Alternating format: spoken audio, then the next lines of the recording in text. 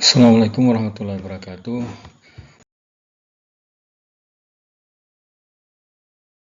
Selamat berjumpa kembali di channel video matematika yang pada kesempatan kali ini kita akan membahas tentang aritmatika Mesir kuno. Dan bersama saya Mustaman, mahasiswa pasca sarjana Universitas Terbuka jurusan Pendidikan Matematika, nomor induk mahasiswa 501402902. Pada kesempatan kali ini video saya berisi tentang pemenuhan tugas dari mata kuliah Sejarah dan Filsafat Matematika, dan khusus kita akan membahas tentang penggunaan aritmatika pada awal Mesir kuno atau penggunaan matematika di awal peradaban Mesir kuno. Baik, kita mulai pembahasan bagaimana penggunaan aritmatika di awal-awal peradaban Mesir kuno sebagai berikut.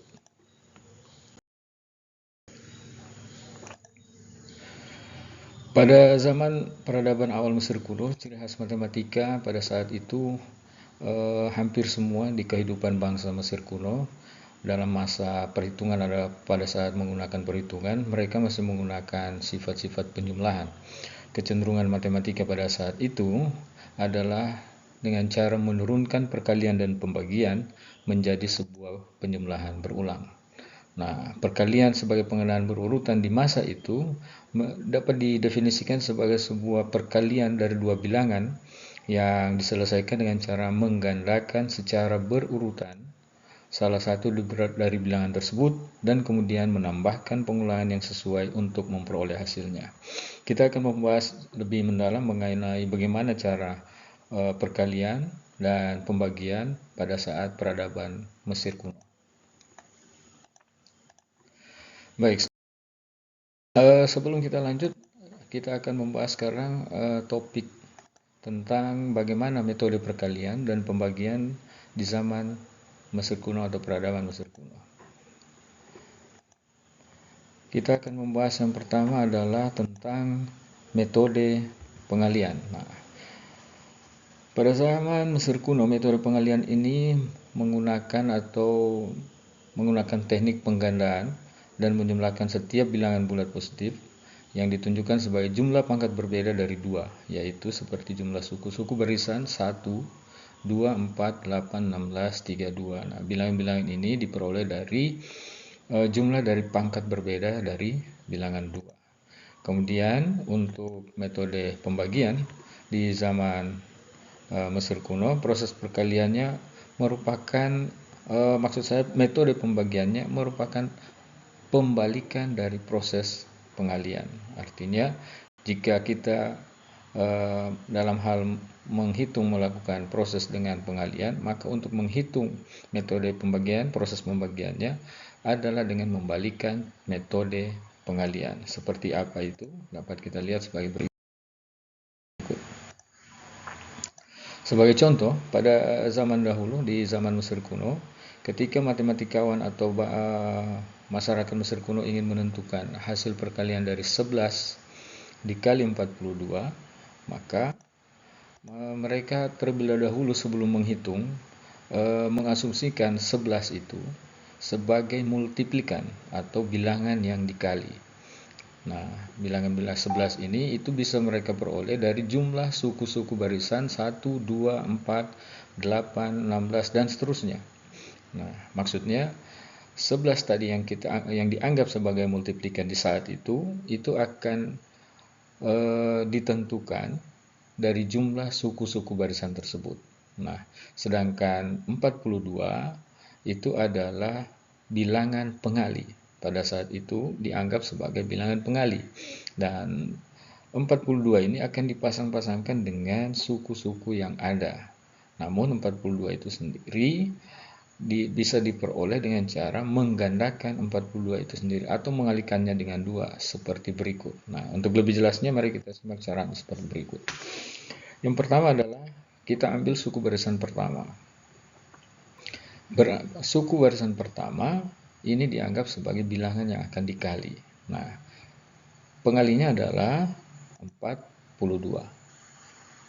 Nah, kemudian ketika kita melihat ini 1, Nah, sementara di sana hasil kalinya adalah 11, maka bangsa Mesir kuno menambahkan lagi untuk suku yang kedua di bawah dari barisan pertama ini sebagai berikut. 2 diambil dari suku kedua, kemudian pasangan 2 ini adalah 42 ditambah 42. Nah, ini dengan cara menggandakan bilangan 42 itu sendiri atau mengalihkannya dengan 2. Sehingga 42 dikali 2 hasilnya 84. Nah, perlu diingat bahwa pada saat itu multiplikan ini merupakan patokan kita atau patokan mereka sebagai penentu keberlanjutan dari proses seperti ini. Jadi di sini 1 ditambah 2 masih sama dengan 3, sementara yang diharapkan itu harus mendekati atau sama dengan 11. Nah, karena ini jumlahnya belum sampai 11, maka itu dilanjutkan kembali untuk suku yang ketiga adalah 4. Pasangan 4 itu adalah 84 tambah 84, 168. Nah, jika ini dijumlahkan, jumlahnya masih 7, belum mencapai 11. Kita lanjut lagi ke suku yang keempat, 8. 8 akan berpasangan dengan 336. 336 adalah jumlah dari 168 ditambah 168. Nah, ketika sudah sampai di 4 suku yang diambil, para matematikawan di zaman Mesir kuno mulai menjumlahkan suku-suku ini. Nah, kita perhatikan kalau kita lihat sebelum kita jumlah, sesudah suku keempat 8 itu adalah 16. Nah, sementara multiplikannya 11. Artinya kalau kita mengambil 16 itu sudah lebih dari 11, sehingga cukup sampai di sini. Nah, sesudah sampai di sini, pada saat itu matematikawan Mesir kuno mulai memilah atau memilih di antara suku-suku ini mana saja yang ketika dijumlah akan menghasilkan 11. Nah, ternyata kita bisa tahu bahwa 11 itu bisa dihasilkan dari 1 tambah 2 tambah 8. Nah, kalau ini ditambahkan, itu hasilnya akan sama dengan 11. Nah, ketika sudah diperoleh 11 sebagai multiplikan, maka berapakah hasil 11 kali 42? Maka cara yang dilakukan adalah dengan cara menjumlahkan juga bilangan-bilangan pengali yang ada di sebelah suku-suku ini sesuai dengan checklist yang ditentukan sebelumnya. Jadi, kita akan menjumlahkan 42 ditambah 84, karena checklistnya sini 1 tambah 2 3, 3 tambah 8 11. Jadi 42 tambah 84, terus 84 ditambah 336. Nah, itu kalau kita jumlah 42 tambah 84 tambah 336, itu hasilnya 462. Nah, dengan cara ini bangsa Mesir kuno pada zaman itu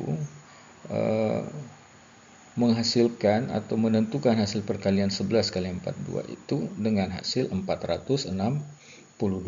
Nah, mereka ini dari proses ini bisa disimpulkan bahwa pada saat itu 462 itu bisa dituliskan dalam bentuk persamaan 42 tambah 84 tambah 336. Nah, itu menghasilkan 462.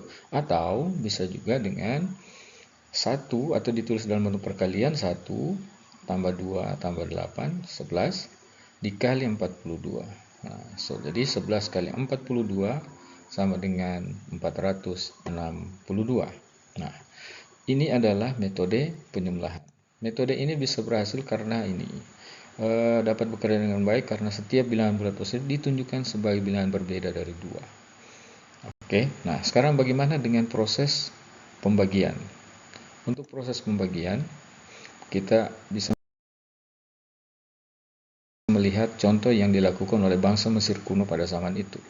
Andaikan mereka pada saat itu akan menghitung hasil pembagian dari 45 dibagi 5, maka teknik pembagian yang harus diingat di zaman itu merupakan metode pembalikan dari proses perkalian. Artinya apa? Proses seperti tadi, yang awalnya di checklist pada suku-sukunya, sekarang dibalik, yang di checklist itu ada pada bilangan yang dikali. Nah, caranya sama seperti tadi, suku-suku barisan 1, 2, dan seterusnya tadi kita tuliskan selama seperti sebelumnya, tetapi yang jumlah 9 itu belum kita nampakkan. Sesudah kita menuliskan suku-suku 1, 2, 4, 8, tugas kita adalah menjumlahkan di antara bilangan pengali ini sehingga bisa diperoleh hasil 45. Dari bilangan-bilangan ini, kalau kita ingin memilih dan kemudian menjumlahkan, yang cocok atau yang tepat untuk menghasilkan 45 adalah 5 kita tambahkan dengan 40. Jadi bangsa Mesir kuno saat itu melakukan checklist pada 5 tambah 40. Dua bilangan ini menghasilkan 45. Maka dengan proses seperti ini pula dilakukan di proses di sebelah suku barisannya dengan cara yang sama. Maka untuk memperoleh 9 itu 1 tambah 8, karena di sini tadi 5 tambah 40, maka di sini 1 tambah 8. 1 tambah 8 9. 9 inilah yang dianggap sebagai hasil dari pembagian 45 dibagi dengan 5. Nah, dengan mengetahui bahwa 5 tambah 40 45, ini penjelasan pada saat itu, salah satu bilangannya ditambahkan pangkat 2 agar berkorespondensi dengan bilangan yang ditandai, yaitu 1 tambah 8 sama 9.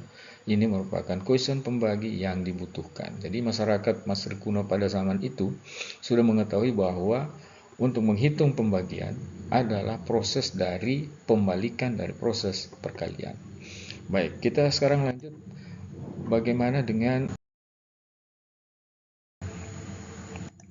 pecahan dalam peradaban Mesir kuno. Pecahan dalam peradaban Mesir kuno itu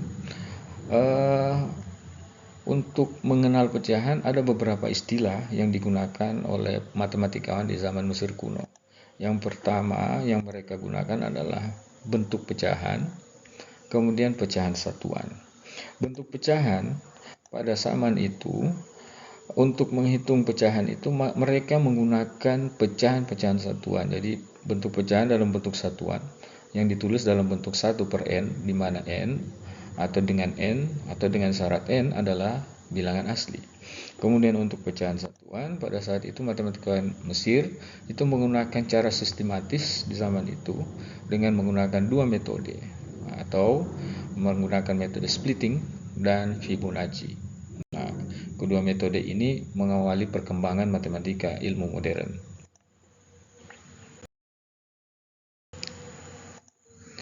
Metode splitting itu seperti apa? Metode splitting sebenarnya adalah metode yang digunakan untuk menguraikan sebuah pecahan yang nilai pembilangnya selain 2. Nah, metode ini digunakan untuk menguraikan pecahan yang lebih besar menjadi jumlah pecahan satuan. Proses ini memungkinkan mereka untuk menyederhanakan perhitungan dan memecahkan masalah yang melibatkan pecahan non-satuan. Nah, itu metode splitting. Bagaimana dengan metode yang kedua, metode Fibonacci? Nah, matematikawan Mesir kuno menggunakan metode ini untuk memperluas sebuah pecahan. Nah, bagaimana, apa dan bagaimana, itu semua akan kita bahas di video selanjutnya. Yang harus kita ingat bahwa metode Fibonacci, meskipun dinamai dari matematika abad pertengahan, namun memiliki akar dalam matematika Mesir kuno. Jadi walaupun metode ini munculnya di pertengahan, di abad-abad pertengahan, namun sebenarnya akar dalam matematika ini, dalam metode ini adalah menggunakan matematika Mesir kuno. Metode ini digunakan untuk memperluas pecahan dan memecahkan masalah yang melibatkan perhitungan pecahan yang kompleks. Ini adalah bukti bahwa bagaimana keterampilan dan kecerdikan para matematikawan Mesir kuno saat itu sudah sangat baik. Dari beberapa penjelasan sebelumnya, untuk menyimpulkan materi kita atau pembahasan kita kali ini, kita dapat mengambil beberapa hal. Yang pertama adalah aritmatika pada zaman Mesir kuno memiliki dampak yang sangat besar pada peradaban mereka, dan ini digunakan bukan hanya dalam hal matematika dasar, tapi juga digunakan dalam hal konstruksi, pertanian, dan administrasi. Nah, ini bisa kita simpulkan sebagai pengaruh pada peradaban. Jadi warisan aritmatika Mesir kuno itu berpengaruh pada peradaban. Yang kedua, ada inovasi matematika di situ. Mengapa? Karena metode penjumlahan, pecahan satuan, dan teknik splitting serta Fibonacci tadi itu merupakan inovasi penting yang merupakan cikal bakal membentuk matematika modern seperti sekarang ini. Jadi, kita dapat menyimpulkan bahwa dengan adanya perhitungan-perhitungan yang telah dilakukan oleh matematika Mesir kuno, kita dapat menarik kesimpulan bahwa tonggak atau dasar dari perhitungan matematika modern sebagian besar berada atau dikembangkan atau berawal dari matematika yang dikembangkan oleh para matematikawan zaman atau peradaban Mesir kuno. Demikian apa yang bisa kita bahas kali ini. Pada kesempatan lain kita akan membahas tentang materi-materi selanjutnya yang berkaitan dengan filsafat matematika. Terima kasih banyak. Saya Mustaman pamit. Mudah-mudahan apa yang bisa disampaikan kali ini bisa ditangkap dan bisa menjadi pencerahan bagi kita semua. Terima kasih sekali lagi. Assalamualaikum warahmatullahi wabarakatuh.